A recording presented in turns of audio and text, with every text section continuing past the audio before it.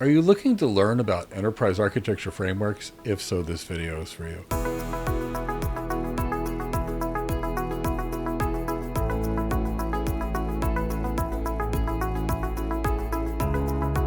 Hi, my name is Mike Gibbs. In today's video, we're going to discuss enterprise architecture framework. Specifically, we'll discuss what is an enterprise architecture framework and why organizations use enterprise architecture frameworks to improve success in their enterprise architectures. So to begin, what is an enterprise architecture framework? It is a structured and repeatable way to design, govern, and evolve the enterprise. And the key here is that it's structured and repeatable. So Mike does it the same way that Lisa does it, the same way Maria does it, and that way we're all doing it the same way, and that should yield more similar outcomes. Now, generally speaking, a good enterprise architecture framework has several core elements. It'll include the domains of enterprise architecture, which generally speaking are the following.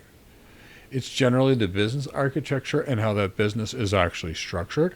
It is typically the data architecture, which describes everything about data. Who owns it, how the data moves, how the data is everything.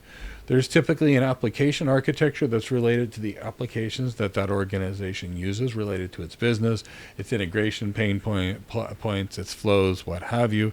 And there's typically some flavor of a technology architecture. This is your underlying infrastructure, your servers, your containers, your storage, your routers, your switches, the actual infrastructure that makes everything possible. So in most enterprise architecture frameworks, there's a method to assess the current state, to define the future state or the future to-be state or the target state, whatever you want to call it, to analyze gaps between what we have now versus where we're going, and to plan any kind of transition and roadmaps. Now, the artifacts that we produce, or the documents, whatever you want to call them, that we produce, typically I call them enterprise architecture artifacts, will be partially determined by the enterprise architecture frameworks. So some frameworks will define various capability maps, various principles, various standard catalogs, which you have, reference architecture patterns, what have you, roadmaps. So typically speaking, we're going to have some of that in our framework. Now, we may be designing the reference architecture patterns, but there's typically discussions on what's going on along the way. The key is there might be a dependency map. Anything that we can do to help support decisions with better information is typically part of our enterprise architecture framework that will store or pull, what have you. Now, in a good enterprise architecture framework, there is typically some form of governance that is recommended, whether that be an architectural review board or various policies or exceptions or waivers or compliance checks. There's typically some type of a discussion on that. And there's typically some discussion of, say, an architecture repository, which includes a common vocabulary so people are speaking the same language and they can understand information clearly and accurately.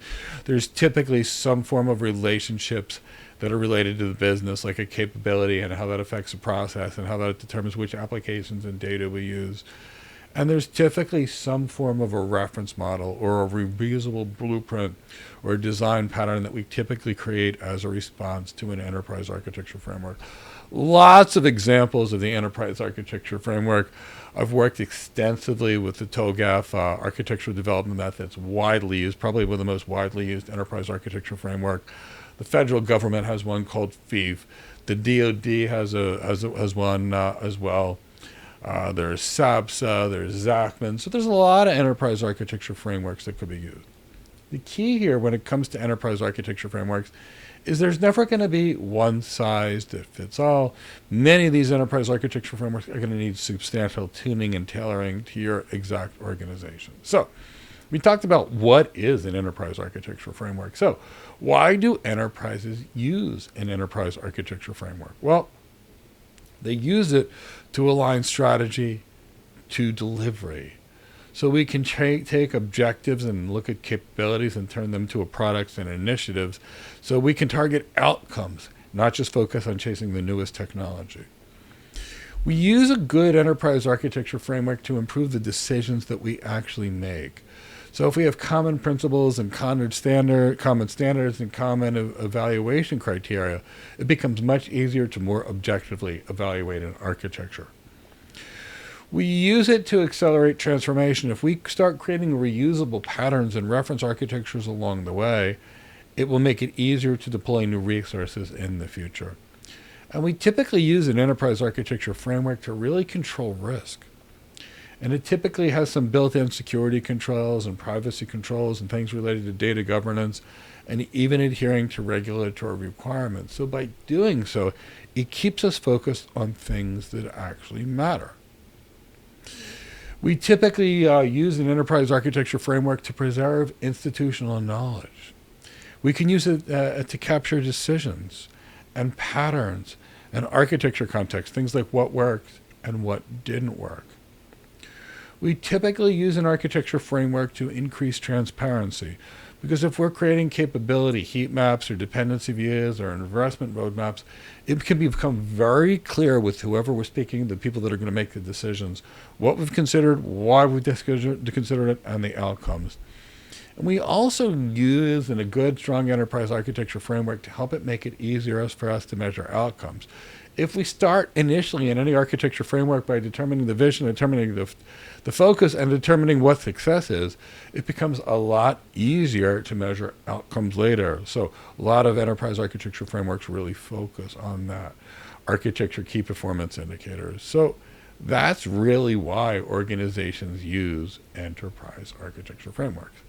In this video, we really discussed what is an enterprise architecture framework and what's in it for the business to follow an enterprise architecture framework.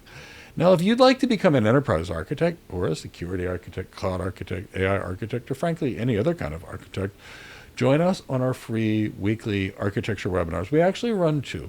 You can sign up in the description of this video, and on these architecture webinars, we'll go over the architecture career of your choice, the skills you need for it, so to be an architect, and everything it's going to take to get hired. And that way you'll know exactly what it takes to get hired as an enterprise architect or a security architect or an AI architect or a cloud architect.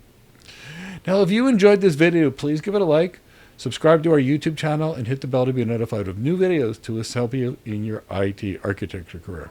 This is Mike Gibbs signing off for now, and I hope to see you in a free architecture webinar.